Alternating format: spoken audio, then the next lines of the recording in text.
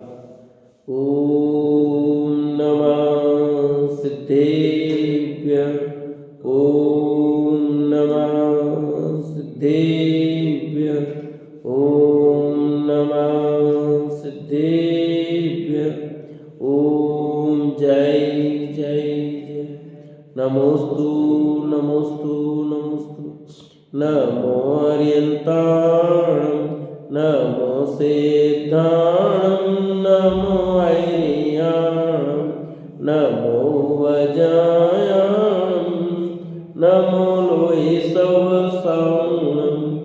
मंगलम भगवान वीरो मंगलम गौतमो गणी मंगलम कुंद कुंदार्यो जैन धर्मोस्तु मंगलम। सर्वमंगलम मांगल्यम सर्वकल्याणकारकम प्रदानं सर्वधर्माणां जैनं जयतु शासनं जैनं जयतु शासनं। त्युमणतिलियम देवं वंदिता त्युमणिंद परिपूजं ओचम अणुप्रियाओ भगे जनानंद जननियो। बोले जिनवाणी मात की जय हो। बोले सती मात की जय हो।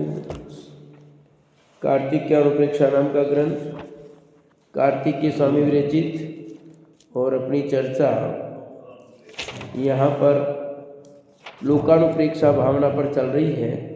और लोकानुप्रेक्षा भावना में भी नयों की चर्चा प्रारंभ हुई है। इसमें कि नए के भेद क्या है, परोक्ष ज्ञान में अनुमान प्रमाण चर्चा करने के बाद नए के भेद कहे थे कल, याद है कुछ? नए संग्रह करके कहिए तो एक द्रव्यार्थिक पर्यार्थिक नए के विषय दो प्रकार का चलता है। तो पेज नंबर 119 गाथा नंबर 268। अब नए के भेदों को कहते हैं। सुसंगेन एको धूवियो वियदवपज्जेन्तु तेसिं च विशेषादो नैगम पौदी हवे नाणम। वह नए संग्रह करके कहिए तो एक है, सामान्यतया एक है, और द्रव्यार्थिक पर्यार्थिक के भेद से दो प्रकार का है। और विशेषकर उन दोनों की विशेषता से नेगम ने आदि देकर हैं, सो नए और वे ज्ञानी हैं। देखो अब यहाँ पर नए चक्र शुरू हो गया है, समझिए, ठीक है? कि नए के सामान्यतः नए एक प्रकार का ही है, उसके विशेष भेद करें तो द्रव्यार्थिक नए और पर्यार्थिक नए। अब आपको बहुत ज़्यादा में ले जाएंगे तो कुछ समझ में आएगा नहीं। यहाँ पर जो सामान्य बात कही गई है वो ही ले, क्योंकि विशेष समझाने के लिए कोई मुझे दिख नहीं रहे जिनको मैं समझाऊँ और वो आ रहे। यहाँ संग्रह करके कहते हैं तो एक ही, सामान्यतः एक ही नहीं हो बस। फिर भेद करना द्रव्यार्थिक पर्यार्थिक दो प्रकार का है। और विशेष करें तो इन दोनों को नेगम संग्रह व्यवहारिक सूत्र संविरूढ़ एवं भूत तत्वार्थ सूत्र का पहले अध्याय का अंतिम सूत्र है ना, उसमें 7 नए बताए, उन सब की चर्चा यहाँ पर आगे आ रही है। अब द्रव्यार्थिक नए क्या है, पर्यार्थिक नए क्या है, उनके लक्षण कहते हैं। अब द्रव्यार्थिक नए का स्वरूप कहते हैं। जो सादि सामन्नम अविनामोदम विशेष रूपीम नाना जुक्ति बलादो दवत्थो सुनो होदी।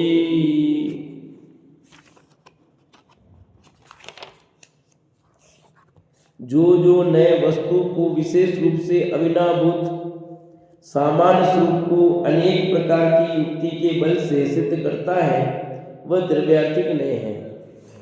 अब द्रव्यार्थिक नए किसका? तो लक्षण क्या दिया? जो नए वस्तु को विशेष रूप से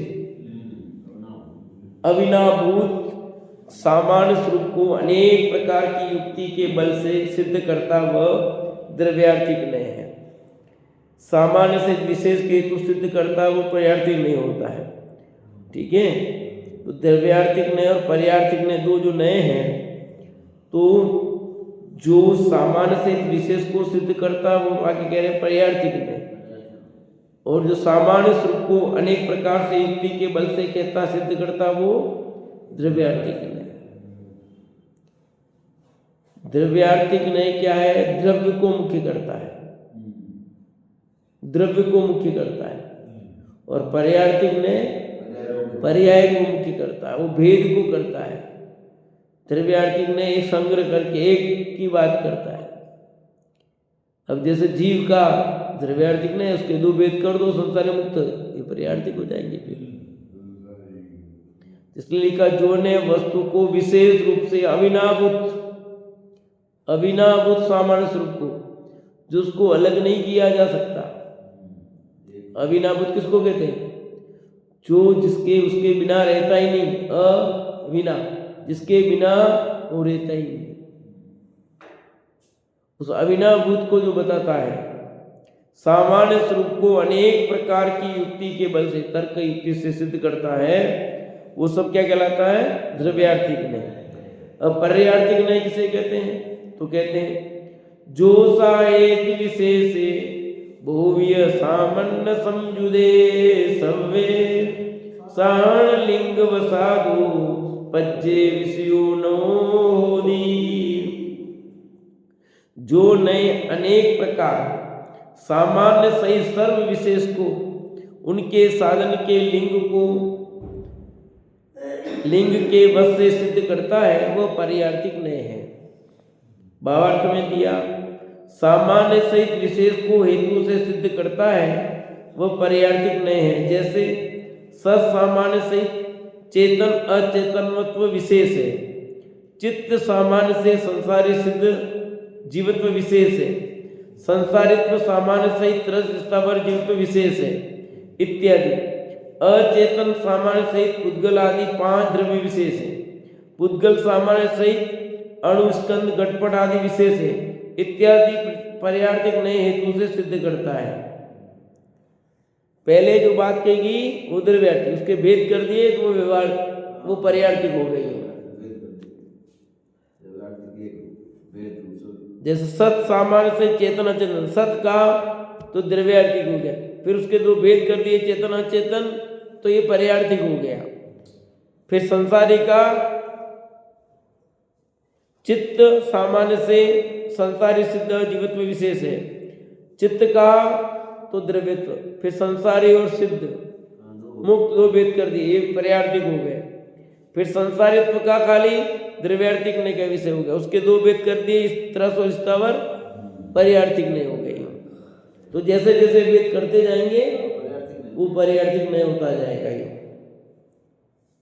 अब द्रव्यार्थिक नय के भेदों को कहेंगे। पहले निगम नय को कहते हैं। द्रव्यार्थिक नय कौन कौन है?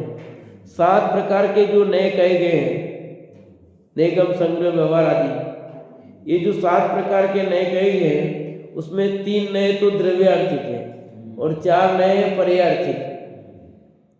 तो कहते द्रव्यार्थिक नय के भेदों को कहते हैं, पहले निगम नय को कहते हैं। जो सायेदि अधीदम वियपरूपम भवेस्मठम च संपड़ी काला विठम सोनो निगमो नियो। जो नय अतीत भविष्य वर्तमान को संकल्प मात्र सिद्ध करता है वह निगम नय है। भावार्थ द्रव्य 3 काल को पर्याय से अन्य रूप है। जो द्रव्य है वो 3 काल, भूत वर्तमान भविष्य, इन 3 काल की पर्याय से अन्य रूप है। उसको अपना विषय कर अतीत काल पर्याय को भी वर्तमान व संकल्प ले, आगामी पर्याय को भी वर्तमान व संकल्प ले, वर्तमान में निष्पन्न को तथा निष्पन्न को निष्पन्न रूप संकल्प ले। ऐसे ज्ञान को तथा वचन को निगम नय कहते हैं। इसके अनेक भेद हैं, सब नए विशेषों को मुख्य गौण कर अपना संकल्प रूप विषय करता है। उदाहरण जैसे इस मनुष्य नामक जीव द्रव्य के संसार पर्याय है, सिद्ध पर्याय है और यह मनुष्य पर्याय है। ऐसा कहें तो संसार अतीत अनागत वर्तमान तीन काल संबंधी भी है। सिद्धत्व अनागत ही है, मनुष्यत्व वर्तमान है, परंतु इस नए के वचन से अभिप्राय में विद्यमान संकल्प करके परीक्षा अनुभव में लेकर कहते हैं, परोक्ष अनुभव में लेकर कहते हैं कि इस द्रव्य में मेरे ज्ञान में अभी यह पर्याय भासती है। ऐसे संकल्प को नेगम नय का विषय कहते हैं। इनमें मुख्य गुण किसी को कहते हैं। नेगम नय क्या करता है तो इन्हें परिभाषा दी, जो नए अतीत भविष्य और वर्तमान के संकल्प मात्र को सिद्ध करता वो निगम नय होता है। यहाँ उदाहरण भी दिया, समझाया भी है, पर इस उदाहरण से आपके कितने पल्ले पड़ा मुझे नहीं पता, पर यहाँ कह रहे हैं कि कोई चीज भूत की है उसको भी वर्तमान, भविष्य वाले को भी वर्तमान, और वर्तमान वाला भी निष्पन्न निष्पन्न दो भी वर्तमान। आप काम कर रहे थे, पुड़िया बना रहे थे, इतने क्या कर रहे हो कि समय सिकट जा रहे हैं। क्या बोला आपने? कर क्या रहे हैं? पुड़िया चल रहे हैं। के क्या रहे हो? समय सिकट जा रहे हैं। अभी समय सिकट जा रहे हो, भविष्य की बात है, उसको वर्तमान में कह दिया। भूत की वर्तमान में कहना, अंजन चोर निसंकित अंग में कौन प्रसिद्ध हुआ? सुमन दीदी, अंजन चोर, बराबर है। अब सिद्ध है कि नहीं हो? तो भूत निगम नए से अंजन चोर कह सकते हैं। अभी अंजन चोर तो नहीं है ना, है अभी तो सिद्ध है, निरंजन है वे तो। अब निरंजन होने पर भी उसको अंजन कह रहे हो, अभी भी अंजन चोर कह रहे हो आप, तो कौन सा नए? भूत निगम नए, भूत की बात को वर्तमान में कह रहे हो। तीर्थंकर कितने भी कि 24 तो तीर्थंकर हैं भी, सबके सब क्या हो गए? अभी भी उनको तीर्थंकर, पहले ऋषभदेव, दूसरे जितना तीसरा मोहन, सब 24वें तीर्थंकर महावीर स्वामी। अभी महावीर स्वामी 24वें तीर्थंकर हैं। कोई है कहना तीर्थंकर मौजूद तो बताओ मुझे 24 में से। सब सिद्ध बनी, फिर भी तीर्थंकर कहना।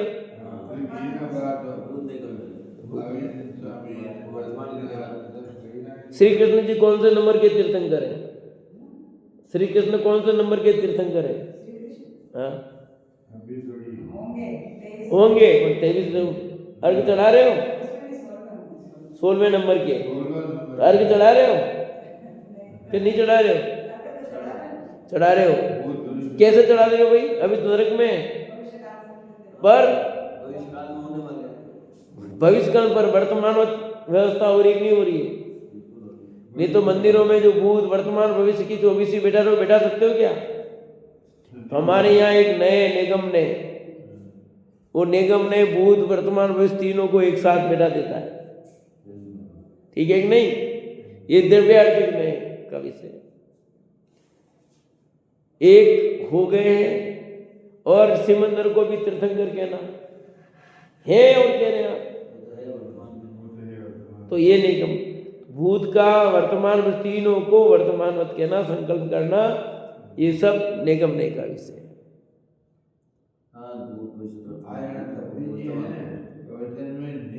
नंजन चौर ने निसंकित में क्यों जो ये बैठता नहीं है, ये उस समय तो वो कहाँ था, मतलब उसने किसकी शंका से ये किया वो? तो ये निगम नय है, बैठता क्या? सब बैठ जाता है। निगम नय लगा, वो सब सोच बराबर नहीं लगाओगे तो ऐसे ही गड़बड़ होगा। सब बराबर बैठता है, क्योंकि नहीं था पर उन्होंने किया बाद में तो आधार पे कहा। समझ में आएगी नहीं कि भाई भले नहीं था, समय दर्शन था ही नहीं, समय दर्शन का अंग निसंकित अंग है, पर उन्होंने संकपना दिखाया ना। आचार्य समुद्र बद्र ने लिखा नामन, किसने उदाहरण दिया है? समुद्र बद्र ने लिखे नाम 8 कि नहीं लिखे?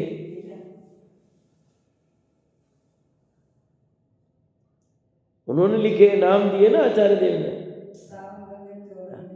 सब ये नयों का प्रयोग करोगे तो सब बैठेगा, नयों का थोड़ा प्रयोग करना पड़ेगा। कौन से नए से कौन सा खत्म कब किया जाता है वो देखना पड़ता है। अब सेठ जी तो भी मुनीम जी नहीं कहते, मुनीम जी की दुकान पर सामान ले आना। मार साहब आप हो, मार साहब, अभी मार साहब कहते नहीं कहते आपको? बोलो अमरलाल साहब, मार साहब कहते नहीं कहते आपको? कितने साल से मार साहब हट गए आप बताओ? फिर भी कैसे कह सकते आपको? बोलो फिर। पर है कि नहीं? ये सब है नए। हमारे यहाँ निगम नए के 3 वेद है, उससे ये सब कथन संभव है, असंभव नहीं। पर सरलता वैसा मान लोगे तो गड़बड़ हो जाएगा। सरलता उसको वैसा ही मान लोगे उस पक्ष को तो गलत है। भूत निगम नए से कथन सही है, जो कथन भविष्य निगम नए से, भविष्य निगम नए से सही होगा। यानी कोई नए नियम तो सीधे ऐसे ही है, तो बिना नए के सापेक्ष कथन नहीं है तो फिर गलत हो जाएगा। बहुत सारे नए हैं, एक नए कहेगा नहीं इसकी जो चलती हुई गाय आगे आएगा। हम गाय किसको कहते हैं? जो गमन करे सो गाय। तो बैठी हुई गाय को गाय नहीं, जो गमन करेगा वही गाय होगी।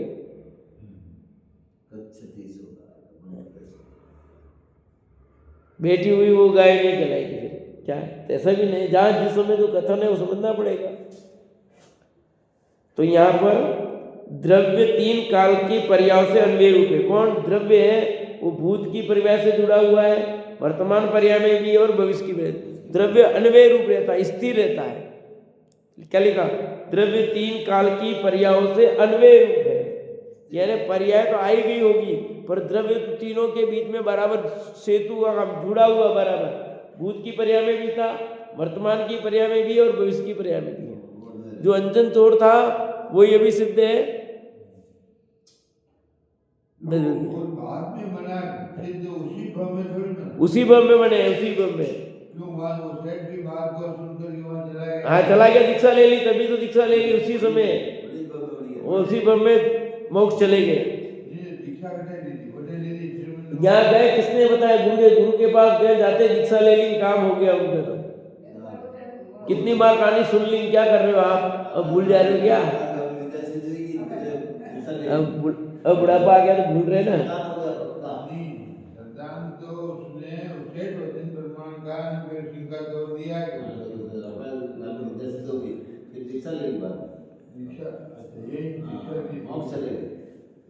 उसको अपना विषय कर अतीत काल पर्याय को भी वर्तमान व संकल्प ले, आगामी पर्याय को भी वर्तमान व संकल्प ले, और वर्तमान में निष्पन्न को तथा निष्पन्न को निष्पन्न रूप संकल्प ले। ऐसे ज्ञान को तथा वचन को निगम नए कहते हैं। ठीक है, ऐसे ज्ञान वचन को क्या कहते हैं? निगम नए। भूत हो, वर्तमान हो, चाहे भविष्य हो, इनके भेद अनेक हैं। सब नयों के विषय को मुख्य गौण कर अपना संकल्प उसे करता है। एक को गौण करता है, एक को मुख्य करता है। यहाँ उदाहरण अपन ने पढ़ाई है। इस मनुष्य नामक जीव द्रव्य के संसार पर्याय है, सिद्ध पर्याय और मनुष्य पर्याय शाखा है। तो पहले संसार पर्याय ने देवगति में मान लो, और अभी सिद्ध पर्याय और यह मनुष्य पर्याय। ऐसा कहें तो संसार अतीत, अनागत और वर्तमान 3 काल संबंधी है। भविष्य में सिद्ध बनेगा, अभी मनुष्य है, और मनुष्य के पहले मानो देव था, नारकी था, जो भी था। सिद्धत्व अनागति आएगी, मनुष्यत्व वर्तमान है, परंतु इस नए के वचन से अभिप्राय में विद्यमान संकल्प करके प्रोक्ष अनुभव में लेकर कहते हैं कि इस द्रव्य में मेरे ज्ञान में अभी यह पर्याय भासती है। ऐसे संकल्प को निगम नए का विषय कहते हैं। इनमें से मुख्य गुण किसी को कहते हैं। अभी सिद्ध बनेंगे तब बनेंगे, अभी तो नहीं है। भविष्य की पर्याय, वर्तमान पर्याय मनुष्य की, और मनुष्य के पहले मान लो देव होंगे तो देव है। तो निगम नए की अपेक्षा अभी भी देव हो, और निगम नए के भावी निगम नए से अभी भी आप सिद्ध हो। ठीक है कि नहीं? तो ऐसे निगम नए के विषय की चर्चा की। अब संग्रह नैके के तो ये तो निगम नैके 3 भेद बताए थे। अब संग्रह नैके क्या करता है, ये आपके सब तत्वार्थ सूत्र में पढ़ा दिया है। प्रथम में सुबह हो गया इसलिए लंबा गहराई में नहीं ले गए अपन, ठीक है। सुबह रविवार को जो क्लास लग रही तत्वार्थ सूत्र की, उसमें 7वें अंतिम सूत्र पहले अध्याय का, उसमें सब विस्तार से चर्चा कर लिए, है ना। अब संग्रह नैको कहते हैं, जो संगेति सर्वम देशम वा विविधवपजायम अणुगम लिंग वसिष्ठम सो विनयो संगोदी। जो ने सब वस्तुओं को तथा देश तथा एक वस्तु के भेदों को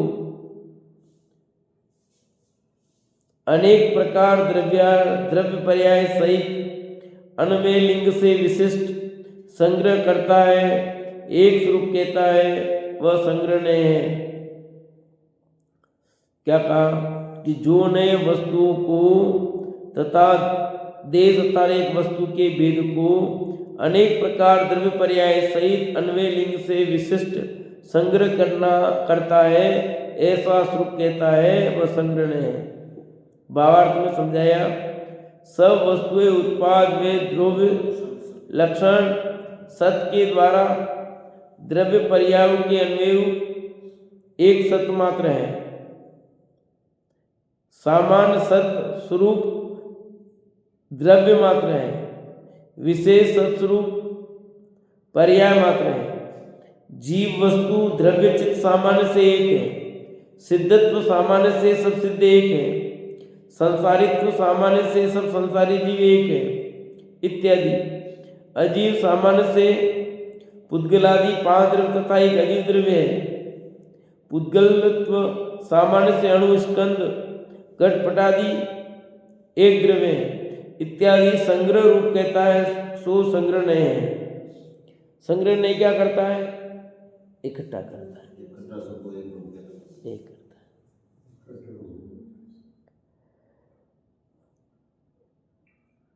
उसका काम ही है संग्रह करना, संग्राम ही संग्रह है। इसलिए इसने कहा कि जो नए सब वस्तुओं को देश तथा एक वस्तु के भेदों को अनेक प्रकार द्रव्य पर्याय से अन्वय लिंग से विशेष संग्रह करता है, वह सब संग्रह है। तो यहाँ उदाहरण से भी समझा दिया कि जो भी वस्तु है वो कैसी उत्पाद में द्रव्य लक्षण सत के द्वारा द्रव्य पर्यायों से अन्वय रूप एक सत मात्र है। जितनी भी वस्तुएं उत्पाद में द्रव्य उत्तम सत काटने का, तो सभी में उत्पाद में द्रव्य बना है कि नहीं? उत्पाद भी है, वय भी और द्रव्य भी है।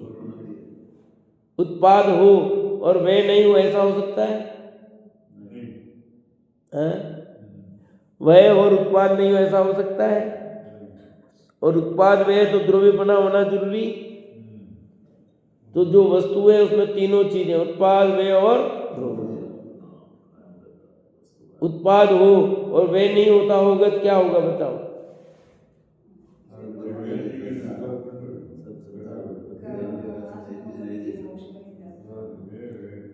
इसलिए उत्पाद वय द्रव्य तीनों चीज वस्तु में पाई जाती है। सत है ना लक्षण सत का।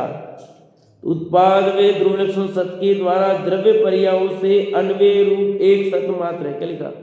द्रव्य पर्याय से, यानी द्रव्य और पर्याय अपन पहले चर्चा कर चुके हैं। द्रव्य गुण पर्याय के बिना नहीं रहता, गुण द्रव्य और पर्याय के बिना नहीं, पर्याय द्रव्य गुण के बिना नहीं। अब यहाँ दो बात है, द्रव्य और पर्याय की। द्रव्य और पर्याय का कैसा है? अन्वयपना। कभी भी द्रव्य पर्याय के बिना रहा नहीं, पर्याय द्रव्य के बिना नहीं। पर्याय किसकी फिर? द्रव्य हो पर्याय नहीं हो तो द्रव्य कैसे रहेगा बताओ?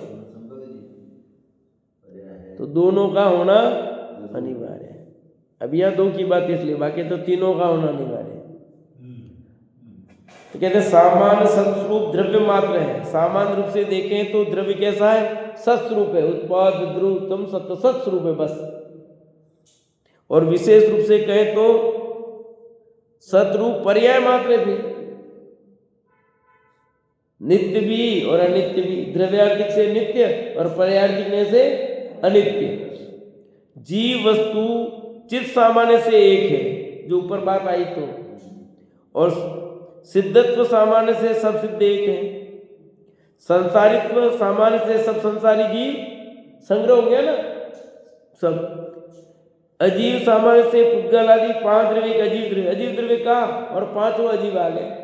पुद्गल का तो सारे पुद्गल आ गए, जीव कहते सारे जीव आ गए, ये संग्रह हो गया। पुद्गलत्व सामान्य से अनुस्कंद घटपटादि द्रव्य इत्यादि संग्रह कहता सो संग्रहण है। सबको एक साथ कह दिया संग्रहण से। टेबल कुर्सी स्टूल जितने भी जगत में वस्तु हैं सबको एक नाम दिया, क्या दिया? पुद्गल। किस नए से? संग्रहण से। अब इसको पूछो, ये कहता मैं माइक हूँ, इसको पूछो मैं टेबल हूँ, ये कहता कि मैं मोबाइल हूँ, ये कहता मैं कपड़ा हूँ। सब अलग अलग नाम बोल रहे हैं, पर इन सब का एक नाम तो पुद्गल में सब समाहित हो गए कि नहीं? ये संग्रह हो गया। कक्षा का तो सब बच्चे आगे नहीं आगे उसमें, भाई 6th क्लास आओ तो 6th क्लास में सब बच्चे वो आगे नहीं। अब उसको हमको तो नहीं कहा, हमको नहीं कहा, हमको नहीं कहा। 6th क्लास में तुम आते हो तो आगे हो, बस खत्म बात, संग्रह हो गया वो। अब उसमें से 2 को बुलाना होता तो नाम ले लेते। हमने कहा भाई कि सब ट्रस्टी आ जाओ स्वागत के लिए। अब कि मेरे को नहीं बुलाया, मुझे नहीं बुलाया, सभी ट्रस्टी का तो सबका हो गया ना, संग्रह कर दिया। 1-2 को बुलाना, नाम लेंगे, बाकी सब पा जाएंगे। तो संग्रह ने ये काम करता है कि संग्रहित बात करता है। जीव का तो उसमें सब जीव आगे नहीं, संसारी मुक्त सब जीव आगे नहीं आ गए, एकेंद्रीय से पंचेंद्रीय आगे नहीं आ गए, सिद्ध आगे नहीं आ गए। अब संसारी का तो संसारी में सब आएंगे नहीं, एक इंद्रिय से पंचेंद्रीय जीव 300 स्थावर सब आगे नहीं आ गए। तो जब जब जो भी कथन किया जाएगा वहाँ संग्रह भी है, और कहीं पर वो दूसरा नहीं भी है। जो जहाँ है वो लगाना अपने को, हाँ जो लागू पड़े वो लगाना, नहीं लागू पड़े जबरदस्ती नहीं लगाना। अजीव सामान्य का, अजीव का तो पुद्गल धर्म आकाश काल द्रव्य आ गया, जीव को छूट गया। मूर्तिक का तो अकेला पुद्गल है, मूर्तिक का तो जीव धर्म अधर्म आकाश और काल आ गया, ये संग्रह हो गया। संग्रहने का काम क्या है? इकट्ठा करना, बस एक इकट्ठा करने का काम है, एक का भेद करने का काम है। सबके काम आएंगे। करते क्या? बताते हैं, नए कुछ करता नहीं ज्ञान कराते हैं। ठीक है कि इकट्ठे करेंगे, इकट्ठा करते अलग करना पड़ेगा, कितनी माता बुढ़ी होगी बताओ।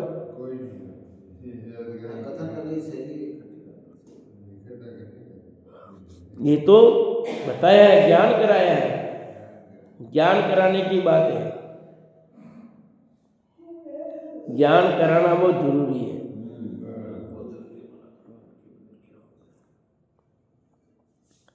अब व्यवहार नहीं को कहते हैं, जो संज्ञेन गहीदम विशेषरहिदम पीभेदेद सददम परमाणु पज्जतम व्यवहारणो अवेशोहु। जो संज्ञेन गहीदम विशेषरहिदम पिभेदे सददम परमाणु पज्जतम व्यवहारणो अवेशोहु। जिस नए से संग्रह नए से विशेष रहित वस्तु को ग्रहण किया था, उसको परमाणु पर्यंत निरंतर भेदता है, वह व्यवहार नहीं है। संग्रह नहीं किया है तो भेद करता गया। और अब व्यवहार ने क्या करेगा? उसने अभेद किया था, ये भेद करेगा।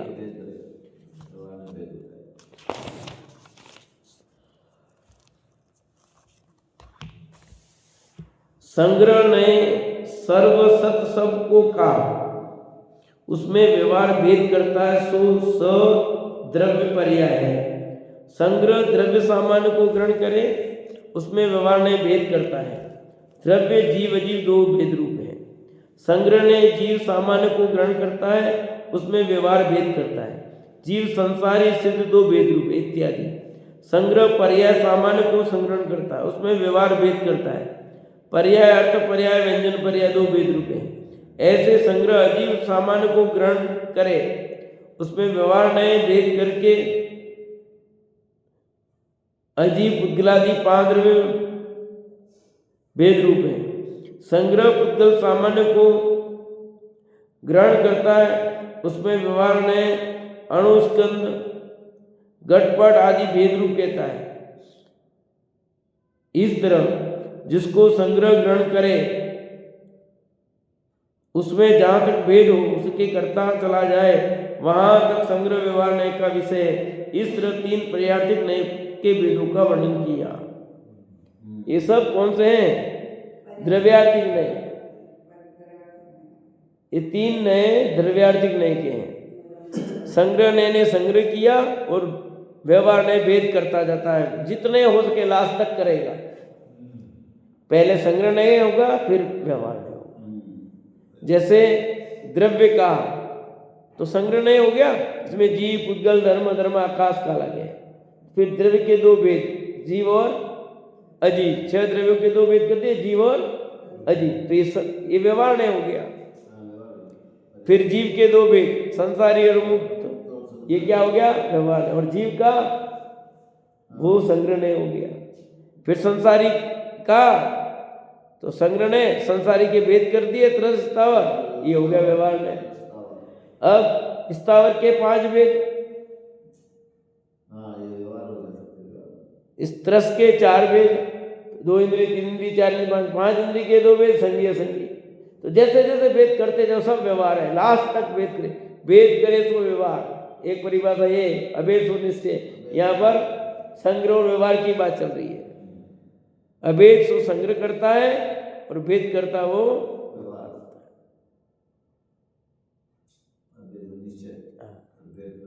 पर यहाँ पर अभी वो निश्चय व्यवहार वाली बात नहीं। यहाँ तो द्रव्यार्थिक नय का भेद है, संग्रह और व्यवहार नय। ये तीनों भेद किसके हैं?